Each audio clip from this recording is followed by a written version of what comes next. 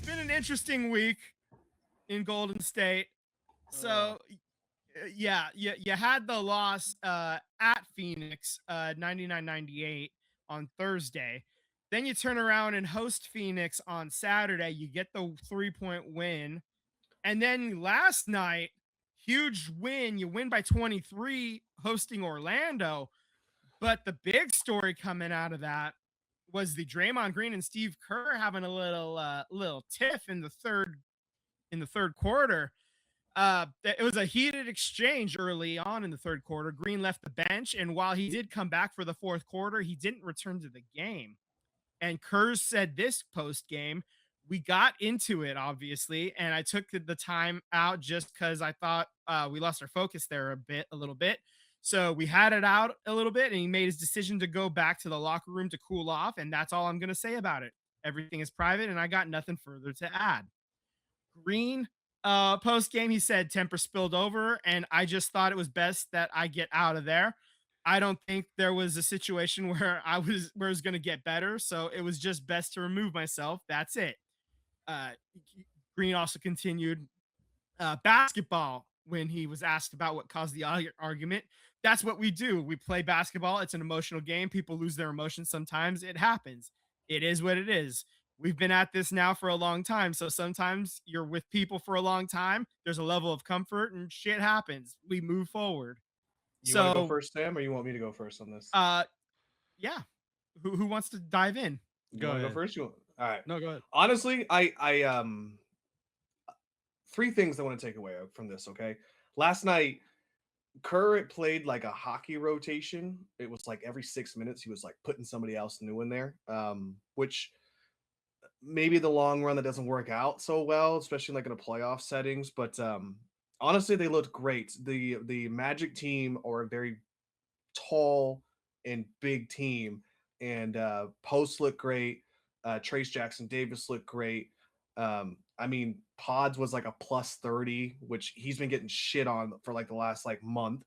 GP2 looked amazing. He looked like he found springs back in his leg again. So, all in all, that game was a good reset game. I do want to say we've been doing this for what over a decade now with Draymond Green, and I'm cool with it. I'm cool that him and Kerr got into the argument. I mean, it's not like it's the first time. Yeah. Hopefully this is the last time, given how much longer is left in his career. But you never know; it could not be. And I will say, there's been so many times where it has happened, or something has boiled over in the locker room, and then it just spills into the court, and all the players play like shit because they're so nervous about whatever just happened, right? And so I do say that this is kind of a growing period where I kind of okay with Green just taking himself away from it. I mean, the team was able to rally themselves and didn't have to worry about whatever emotional cloud was hanging over Green on the bench. I know he sat back down in the fourth quarter, and Steve didn't play him, but for the most part, I think him taking himself away from the situation was more or less a positive for the team going forward for the rest of the game. Clearly, given how the game ended, so I'm kind of okay with that. Like if that's what it takes to make sure that you don't interfere with what the team's got going on currently right this second. Draymond, you're needed. We're going to need you. You are like the best center at playing multiple positions for us. So you're gonna be needed. But if this is what it took for tonight or that night for the Warriors to get the win, I'm not mad at this at all. And I think it's gonna be water under the bridge starting what do they play Christmas Day or the day after Christmas? Yes, yeah, they do. Yeah, so I think it'll be water under the bridge. Steph's already making jokes talking about how he plays like shit on Christmas Day, and he does. He plays like shit on Christmas Day. So I think it's all gonna be water under the bridge, anyways. You want to go next, Sam? Yeah, I mean, I just think, yeah, they looked good against Orlando, which was great. It sucked that this situation happened. It's not the first. I don't think it'll be the last because I think there's one more year on all of their contracts. So we'll probably see it again this year or sometime next year. It's one of those things you wish it didn't happen, but it happened. I guess, the anger management for Draymond worked well enough where he excused himself from the situation before it escalated. So that's good. I just think, yeah, I mean, there's some players that look good. Some players, I just think they're still, until they put a stretch of games together that's not just a week, 2 weeks, 3 weeks, 4 weeks, they're just, they appear to be inconsistent for me. And that's just what I've been saying for the past year plus watching this team is that I expect more from some of these younger guys, especially guys like Pods and Moody and another DNP for Kaminga. I expect more from those guys. I expect more consistency. These guys are supposed to be the young, athletic guys. I expect more. Moody, better defense. That's something that he should be an upgrade for is his defending, his three ball, there's games where it looks really good and then he can't make a shot. Pods more consistent offensively. I You're do want to say real quick on Pods before you continue. They've been playing him as the ball handler, as a true point guard, and he's just not. He's absolutely not. He's a two guard, man. He should not have the ball in his hand. Now, I that would agree. sucks because Steph Curry plays better off ball. So, tit for tat, right? So, anyways, I agree. I mean, and that's they got all these they got a lot of players that do the same thing, or the same role. And that's to me that's a problem is that there's it's the same style of play no matter who's in there, but then it's inconsistent. So you got a guy like Pods that should be probably better off the ball, but then he's inconsistent in scoring, and then when he's playing with the ball in his hands there's just sometimes some questionable decision making. So I don't know, it's one of those things, like, you gotta see the young guys kinda overcome these challenges and these growing pains, and I think we're getting to a point where, I didn't mention, Trace Jackson Davis, like, when are we gonna get more out of the center position? Like, it's to me, it's just like these guys need to overcome whatever growing pains they need because they're only gonna go as far as these young guys can take them. It once you get into the playoffs, like you're really, of course, these the veterans are going to be able to dig deep and they've been there, they done that. They got that championship DNA. They got that. But these young guys, they're going to have to play some heavy minutes when it comes to crunch time and be more consistent. And I don't know what's going to happen with Kaminga, man. It's like I don't even. the DMPs are such a head scratcher to me, just for the simple fact of fine, you don't want him to get hurt, but you ain't building up equity to I don't make think him it's into a that, trade dude. piece. I think it's because he is showing up in practice or not showing up in practice.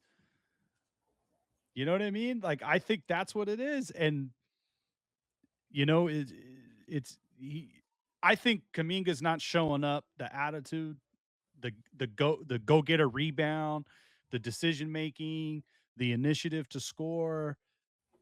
You're not seeing it in practice. Yeah, Otherwise, if you did, I think you would hear it from teammates, and you're not hearing nothing. Not hearing nothing like we heard in the offseason when we had Jimmy Butler. Oh, we hang out every day. We're studying film every day. You don't yeah, hear that anymore. Why? Because something's off. And I'm not saying he's wrong. I'm not saying the franchise is right or whatever. Something's off. They both they both got into this bed together. The Warriors franchise and front office and the player. Jonathan Kuminga could have just signed the qualifying offer. You would have made a lot less money this year, but you could have walked away at the end of the sure. season and just go wherever you want. You took the contract knowing, okay, I want the money this year. I want the money now. I want the money for the next 3 years, whatever it was, with the risk of getting traded or if you're really, really good, you're going to be that guy. And it didn't work out either way. So they both got into this mess. They're both to blame, but you're not, I promise you're not seeing it in practice because you're not hearing a peep from his teammates. Oh, Kaminga looks really good. We don't know, because you were hearing that Well, before. I also think it's interesting that the media is not asking that question. You know what I mean? Like maybe the Warriors players are just deflecting it to the point where they don't want to ask anymore. But if you're a journalist, keep asking that question. Like that's your job. Well, I was listening to the radio a couple days ago, and it was brought up. And Steve Kerr said, it's only a big deal because it's Kaminga. When it's other players, it's not a big deal. So I think one of the things is that it's Well, getting yeah, into of a course. contentious thing. But I think we know the answer. I think the beat reporters are kind of saying what I'm saying is that you're not seeing it. You're not seeing it Yeah. from this guy. Like you're just not. And But my thing is that it's like, yeah, cool. Pat Spencer was a DMP. I'm not asking the question of why wasn't he DMP. I'm asking the question of the guy that was your drama all season long is now getting DMPs and is a healthy scratch and for he is sure, totally fine. for sure. Like, is he your franchise? Is he not your Is franchise? Are you building equity to trade him? Or you just don't care? Like, that's the questions you should be asking. I just don't think the media's asking those questions anymore. They Yeah, just gave up. I don't think they have an answer, dude. I think Yeah. they were hopeful like a fan. They were hoping that, he got some playing time and oh shit, this is a really good player. We got him on the cheap. Or we could flip him for more players. And now there's something off. And then at the same time, like for Kaminga, like it seems like everything has to be perfect for him to perform. Like every little he has to feel right, he has to think right, he has to, look good, sound good for him to do his job. Where like if there's any type of uncomfortableness, it just seems like it doesn't work out for him.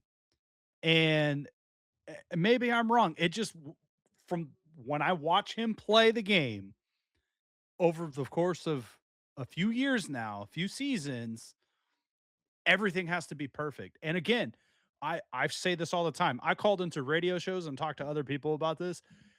Other than this year, the first week, 10 days of the season, Yeah. Yeah. we said on this podcast, that's the Kaminga. That's the potential that we see. Other than that, what is the best stretch of games that Kaminga has had? We've seen moments of flashes, like where he took over a quarter, he took over a half, but I'm talking about Curry, Draymond, Butler, even Pods, and even other players have dominated games, Yeah. beginning to end, and more consistently.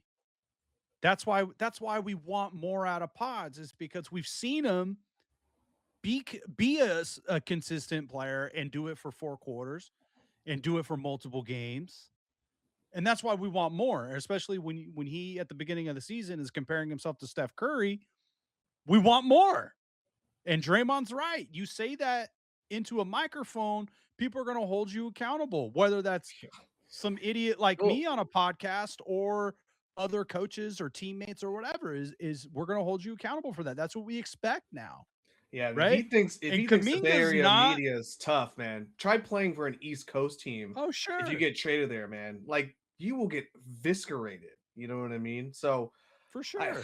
I don't know what's gonna happen with Kaminga. I did want to tell you guys, I was just on my phone and I saw that Embiid was jogging down the court and banging kneecaps at somebody, and now he's completely out of the game. Looks like he suffered a major knee injury. So um, that sucks again, Embiid gonna Embiid. Oh my god. But the reason why I say Uh, this is because like I know that Giannis is the hot ticket. He's the girl you want to take to the dance. But in reality, you know, Orlando might want to try and shake things up just because they were a playoff team and now they're not looking so hot this season. You got basically the Sixers having issues now. They're trying to build this team around Embiid. Embiid keeps getting hurt every single time.